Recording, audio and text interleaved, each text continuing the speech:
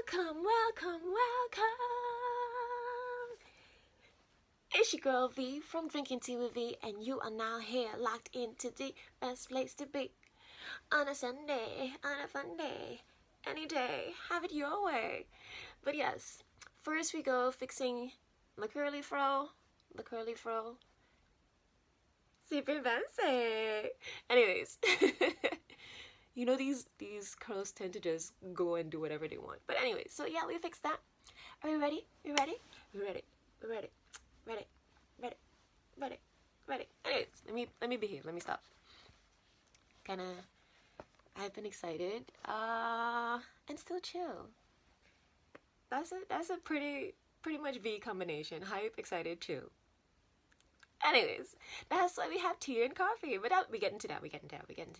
If this is your first time tuning into Drinking Tea with V and you want to know what it's all about, this is your Sunday slumber party with a business / entrepreneurial flair. Basically, your place to be for entertainment and fun. Because I like to use my brains. I like to have fun too. So why not have my cake and eat it too? That's what we do here on Drinking Tea with V. And if you have not noticed yet, this is Money Matters May. I was gonna just keep it like on I was gonna keep it on a down low, just continue talking about the same subject in different aspects, in different ways for the month of May. But I'm gonna call it what it is. It's Money Matters May. And we started off with episode 16 with Ballin' on a Budget Part 1. Then we went on to the whole situation with Aisha Curry, and what she said is like that was an aspect of, if you have money, are you actually allowed to express what you're actually feeling? Or are people just gonna be like, child, you got money, shut up. Like, really though? So that's how y'all gonna treat me too when I be balling? Like balling? Anyways, my heart goes out to her. I hope she getting her situation fixed and stuff like that. Today the team is balling on the budget, balling on a budget, part 2, and we're gonna pick up. What kind of grammar is that? We're gonna pick up where we left off. First, I started off with the principles in part 1 in episode 16. But now I'm going to get into the action plans, okay? The action steps that you can take to actually ball on a budget. Alright? So, but before we get into that, let me tell you what we're gonna have on our platter. Because first, there's no drinking tea with V without actually drinking tea. And I got my situation solved, y'all. And as you know, for the month of May, we're having a very suitable, very green, very green tea with lemon. So in true Steve Jobs fashion, I'm just sticking mainly to the same tea, green tea with lemon, and this is gonna help me out so perfect because your girl is a skinny fat chick. I need to get my body fat down. I need to really start working out again because I need to up my muscle mass and lower my body fat percentage. So the green tea lemon is definitely a part of the strategy. To just get there and get in there and just do it. So that's my green tea lemon. So y'all don't let me know about, oh, but V, we're drinking tea with V without actually drinking tea. So yes, we have our tea. And I may look like a little bit of a Rudolph the Red-Nosed Reindeer because y'all know what it is. It's allergy season, so yeah. It's getting better though. I might talk about that in that's a whole different show. Anyways, let's get into our tea and coffee. So for me, for the money matters with balling on a budget, again, tea. Let me scroll things back a little bit. Tea and coffee is basically something that zens you out and relaxes you. Some people think they're tea people, some people think they're coffee people, but in this case, you're both. Because tea is something that zens you out, and coffee is something that makes you get hype, makes you get excited, makes you want to party. Sorry, I need to fix this situation over here because Anyways, sorry about that. But yes, some people think they're tea people, some people think they're coffee people. In this case, you are both. So we smush it together. What sends me out and relaxes me is the fact that with balling on a budget, I love having a budget because it guides me. It's like these guidelines and guardrails that helps me to make rash decisions even on the spot a lot better for me in the long run as well. Because if I have those guidelines and guardrails on my frontal lobe, then guess what? Then it's gonna be a lot easier for me to know, like, can I do this? Can I do that? Is this in line with what I am going for? Is this a part of my direction? So that's why I, yeah. But it's just send me out and relaxes me, like, yes. What gets me hyped and excited is the outcome. I'm like, direction. I'm a goal oriented person. I'm that go getter vibes kind of girl. Remember from episode 16 with my shirt? Go getter. I'm a go getter and I'm a gold digger, as in GOAL, and not gold with a D, but I'm a gold digger. And honey, boo boo, that gets me hype and excited when I think of my short term and long term goals. I'm like the budget, and I'm like, okay, I feel good. I'm get excited because I could see I'm like one step closer and one step closer and one step closer. So yeah, that balling on a budget, and then those little luxury feels in between. Oh yes. So I incorporate balling on a budget. But the reason why I call it balling on a budget is because I also incorporate those luxury feelings, and it makes me feel good. Okay, but I'm gonna get into the action steps, and we're gonna get there. So the first principle that I talked about last week is starting with your why, right? Why are you doing this? I don't want it to be. This is an action step for you. I want you to reframe your thinking. I want you to reframe your thinking around budgets. I see it as something for self-love.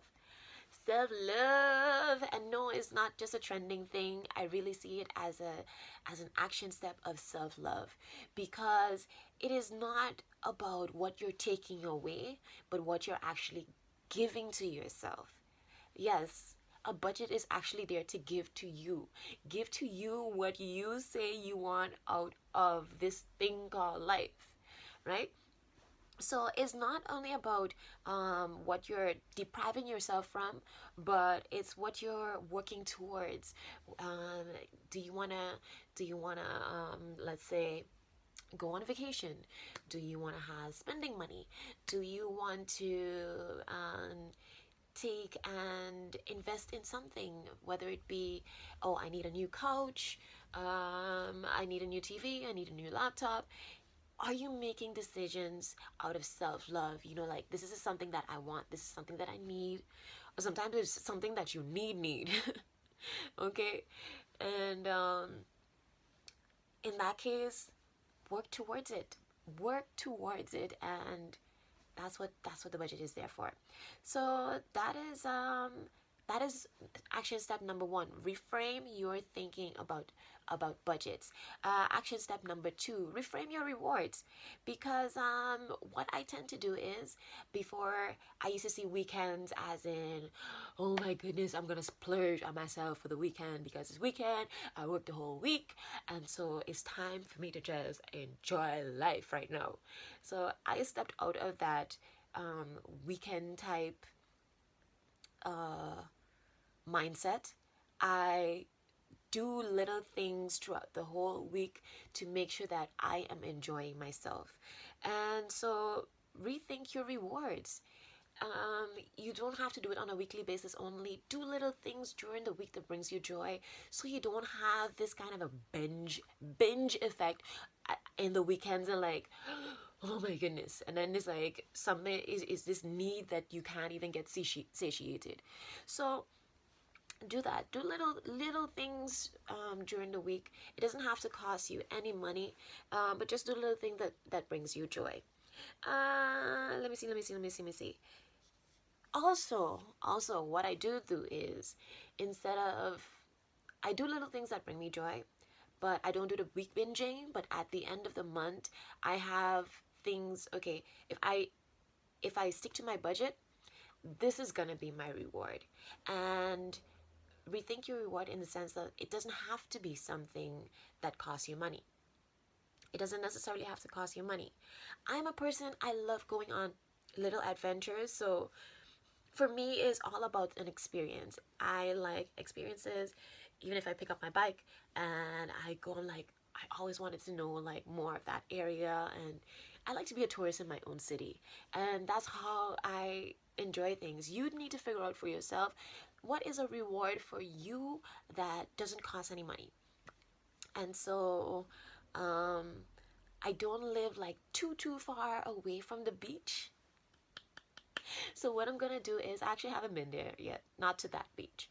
So I think I'm gonna pick up myself, and I think I'm gonna have that 45 minutes. I think it's about 45 minutes away. 45 minutes to an hour? I think 45 minutes. But I'm gonna jump on my bike and I'm gonna go, especially like it's warming up now. I'm like, oh, and then I can give myself a treat, and that would be like just a nice drink, or um, ice cream, or whatever, just to feel like I've been out. But yeah, so reframe your rewards. It doesn't always have to cost money. It can be an experience, it can be an adventure, and that's what it mostly is for me.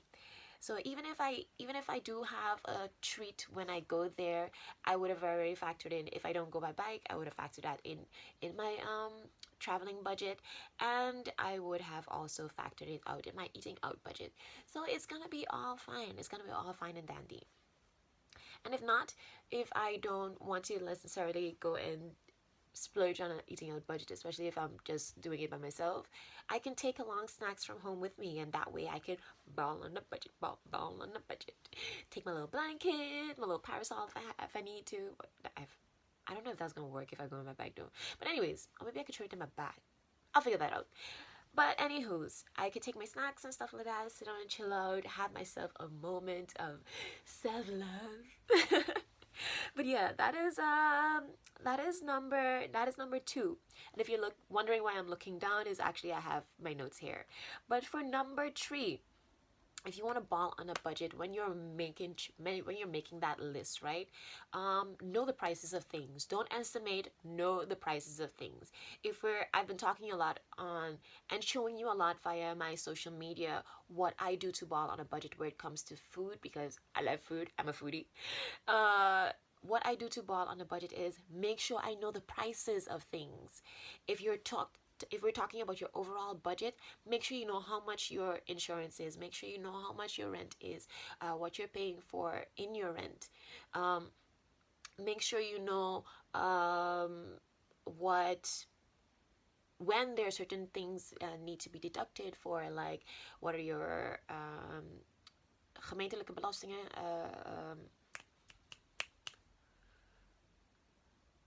province taxes, anyway, so those kind of taxes, for whatever taxes, make sure you include that into your budget. Know the prices of things. So I'm gonna go back to grocery listing. Make sure you know the prices of things. People think they know the prices of things until they reach in the supermarket, and then they're like, I just picked up this and that, and but how? But how? So make sure you write down your budget list for your groceries, including prices. What I do is I don't include the prices with promotion. I include just the prices. And then what I go on to do, let me take a quick peek. Let me see if I'm not getting ahead of myself. So what I do is, with that, I make the budget, and then I go 10 to 20% under that. Okay? And then what I then do is I have that wiggle room in case there are promotions. I can buy more in bulk, like I was talking about before, in episode 16, buying in bulk. I have the room to buy in bulk, like that one or two more of the same thing, and plus the promotion, so it's plus. So win.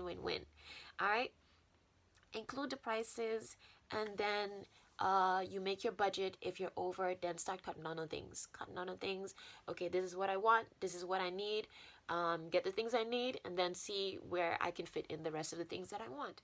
And then you won't feel strapped for cash at the end of the month. I see people always like the end of the month is like this. Oh my goodness. That is why a budget is in place. You don't feel like at the end of the month is like, oh my goodness, I don't have wiggle room. I don't, because you've already planned and strategized. So you got money for your food. If you already spent a certain amount and you don't have a lot less, that means to say you already have your stuff stocked in your fridge. You good. You good. So we want to avoid that deprivation kind of a feeling like, oh my goodness, there is more month than there is money. So we don't want that. So now, action step number 4, like I said, I was talking about making your wants and your needs. Prioritize. That is step 4. Prioritize. You want to go in there and know what your priorities is. So you're not gonna get that tub of, let's say for me, I like to treat myself, and I'm not gonna get that tub of ice cream if I don't have my rice or potatoes or for my food. It's like, this is more like a basis for my meal. This is an extra treat. So prioritize, and then you get your needs, and then you check to see like, what can I treat myself with? What wants can I then get? So then it's like, I have this, and then I can get that. So then again, we're stepping off from that deprivation kind of feeling. Get the things that you need, and then you get the things that you want. And of course, listen, let's be real. Let's be 100% real. We always going to have those things like, boy, I wanted to get that now, but oh well, next week or next month. So it's alright. It's gonna be cool. Just have that as something to look forward to. Reframe your thinking. Look forward to it rather than seeing it as deprivation of now. Because you have all that you need from now. Again, coming back to the budget where groceries are concerned, go to the shop on a weekly basis. I'm telling you, it's going to save you time, number 1. So that is effective. You can take that time to do something else. And also, you would be so amazed of how creative you could get if you're telling yourself, I'm going to the shop on a weekly basis, and I would have to make this do. I would just have to make this do with what I have in the house, and that's it. So do with what you have at home, and then only go for like necessity based stuff, which is stuff that you have to get. If you don't have bread, if you have that. For me, even if I don't have bread, I mostly replace my bread now with pancakes. So there you go. You have flour at home. Make sure you have those basic things. You have flour at home. You have baking powder at home. There you go. There you go. So do with what you have at home, and limit your visit to the supermarket, because the more you go to the supermarket, the more your tendency is to spend what you don't want to spend. There's that eliminating that temptation factor. Okay, moving on to action step number 16. Do not do grocery shopping while you're hungry.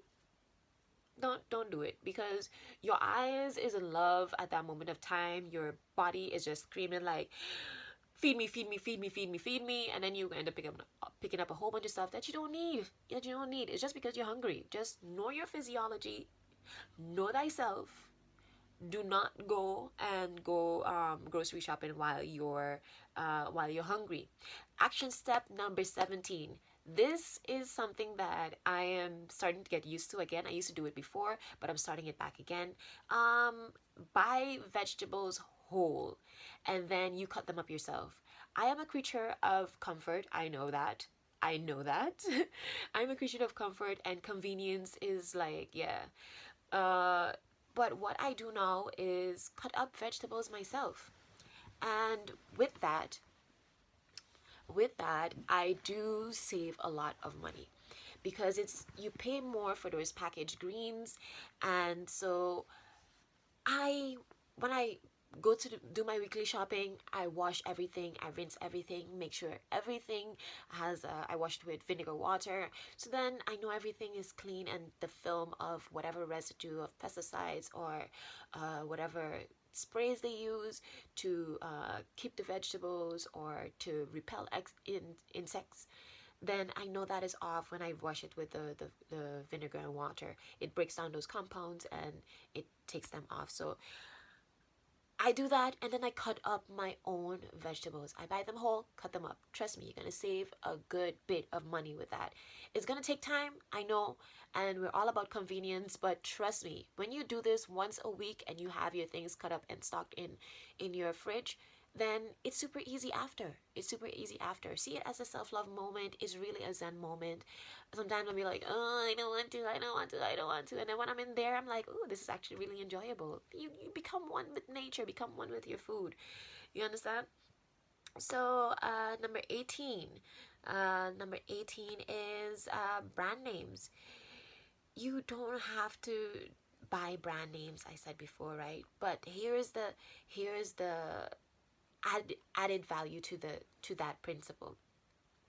You look and deter from products with more added salts, more added hydrogenated fats. Stay away from hydrogenated fats because your body is not able to break it down. You store it and you wonder why you can't get rid of the fat. It's because your body literally cannot break down those type of fats.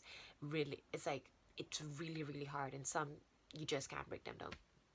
So yeah, stay away from hydrogenated fats, stay away from high sugar levels, and trust me, there are hidden sugars in so many things, and sometimes those cheaper brands do have in more sugar and more sodium as well.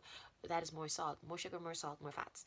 So look at those three things when you're going for lesser brands and compare them and see if you then go for that product or not. Okay, so be wise in your choices. It's not an if it's not brand name for or go for all brand names or go for all cheaper brands or no name brands. Is make your choices wisely. That was action step number 8. Number 9, go multifunctional also with your food. I'm telling you, listen, I like to get multifunctional things within my home, but also with my food. I know carrots, I can grate them and have it as a salad. I can cut them in pieces or julienne, and then I can do it in my stir fries. I can cut them chunkier for my stews, or I steam them or boil them, and then instead of mashed potatoes, I do mashed carrots. So multifunctional fruits or vegetables, you can use them in so many different ways. And even like things like, I love me blueberries, I can eat them fresh, I can freeze them, and I can put them in my smoothies, I can make a little compote with less jam. And now they have less jam options. Before I used to just do that for myself. Like I can't deal with too much sugar, so that is, you can make your own compote for yourself, and you will be surprised of the things and combinations that you could come up with for yourself. So you don't have to necessarily go for or wait for those things from in the store. So you can do it yourself basically. And even if you don't want to do it yourself, get it, it's okay. So let me see. Oh yes, also consolidate your cleaning items. That is also going to help with your household budget. I tend to do household and grocery shopping at the same time, so get things like vinegar, because vinegar and a good soap, and you can basically clean everything in your house with that. Trust. Some water and vinegar, that is like multifunctional heaven. Okay, so now we come down to the last and final tip for the balling on a budget. Go sustainable. Okay, so when you're buying stuff, okay, we also tend to buy household stuff. Go sustainable as in the sense of we tend to also use paper towels a lot. Go sustainable. Get yourself some really good cloths, dishcloths, and use that instead of using paper towel for everything. Trust me, on a weekly, monthly, annual basis, you are going to save so much money. Get those cloths, you could put them in the washing machine and you're good to go. Yeah, some people want to say, oh yeah, when you're washing too much too is also more more on the planet, in the sense of like, oh, you're using water, you're using more energy, so what is actually durable or sustainable in the long term? Well, then killing trees, that's for sure.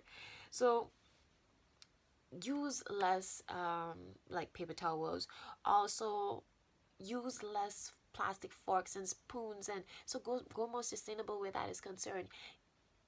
Get your, even if it's like metal straws, I was also looking at that, but some of the brushes can't clean it properly. The bamboo straws, some of them are too big.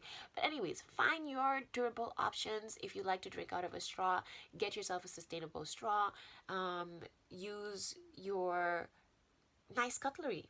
And talking about using nice cutlery, where we're going sustainable with too as well, and adding that luxury feel, I like to use nice plates. I like to use nice plates because I like that feeling of luxury. I like to put my stuff, eat on nice plates. I like to drink out of nice glasses. I drink water out of a wine glass just because it makes me feel fabulous, honey. I talked about this before. Some people used to think I was crazy. A friend of mine actually went to and bought this huge wine glass, and she's like, girl, I got this from you, thank you very much for this tip. So I drink my water out. I have a canister there on my table with water, and I cover it, and then I have my wine glass there, and I just go and be like, oh yeah, that reminds me to stay hydrated, and I drink out of my wine glass water. I drink water out of my wine glass, and I don't know, call it bougie, but I don't care. I don't care. I don't care. So that was my last tip, is to go sustainable, okay? And that is it for the balling on a budget. What is the quote for this week? That is, if you don't know where you're going, if you don't know where you're going, anywhere would have to suffice. And we over here in this drinking tea with V community, we are go-getters, okay? So anywhere is not gonna have to suffice. Anywhere cannot suffice. No, boo. No. So we are going with intention to places, and so yeah, know where you're going. Know where you're going. So now you feel like you can take over the world, honey. You make sure you go and take over your week, take over the world, take over everything that is you. Make sure you are beautiful. Anyways, y'all, be fabulous, stay fit, and be back here. Right here, right here, right here, right here. Same place, same time, okay? Be fabulous and stay fit. Have a fantabulous week, y'all. Mwah. Deuces.